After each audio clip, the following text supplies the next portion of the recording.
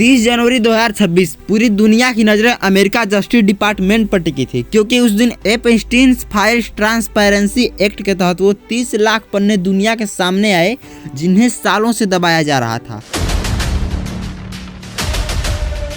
इन फाइलों में सिर्फ नाम नहीं बल्कि 1,80,000 तस्वीरें और 2,000 ऐसे वीडियोज हैं जो दुनिया के सबसे ताकतवर लोगों के बेडरूम और बाथरूम के सीक्रेट्स खोल रहे हैं। लेकिन सबसे चौंकाने वाली बात यह है कि इन फाइलों के तार सीधे भारत से जुड़े हैं। न्यूयॉर्क के मैनहट्टन में स्थित जेफरी एपस्टीन का वो 7 मंजिला आलीशान घर महज एक बंगला नहीं था बल्कि ब्लैकमेल का सबसे बड़ा अड्डा था। वहाँ के हर कोने में हिडन कैमरे लगे थे। FBI को वहाँ एक ऐसी सीडी मिली है जिन पर यंग नाम के साथ दुनिया के बड़े रईसों के नाम लिखे थे और इसी घर के दरवाजे भारत के सबसे बड़े बिजनेसमैन के लिए भी खुले थे। लीक हुई फाइलों में सबसे बड़ा भारतीय कनेक्शन है अनिल अंबानी का। फरवरी 2017 से जून 2019 तक अंबानी और एपस्टीन के बीच लगातार ईमेल्स और मैसेज का सिलसिला चला। 2 मार्च 2017 को अंबानी ने एपस्टीन को मैसेज कर व्हाइट हाउस और डिफेंस कोऑपरेशन के लिए गाइडेंस मांगी थी।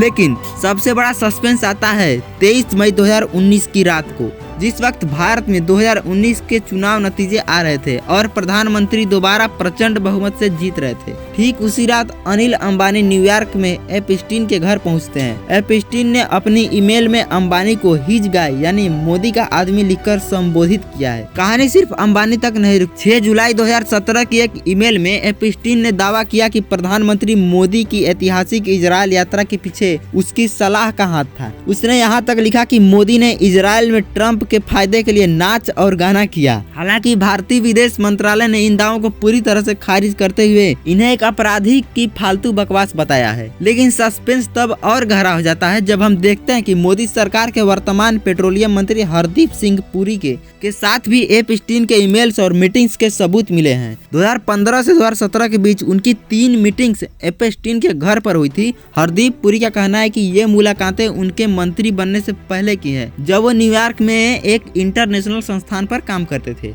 अंतर्राष्ट्रीय स्तर पर देखें तो इलान मस्क जो खुद को बहुत ईमानदार दिखाते हैं, उनके 2012 के ईमेल्स वो एपस्टीन की सीक्रेट्स आइलैंड की वाइल्डेस्ट पार्टियों के बारे में पूछताछ कर रहे थे। बिल गेट्स का एपस्टीन के प्राइवेट प्लेन में सफर करना और उनके अफेयर की बातें पहले ही उनके डिवोर्स का कारण बन चुकी हैं।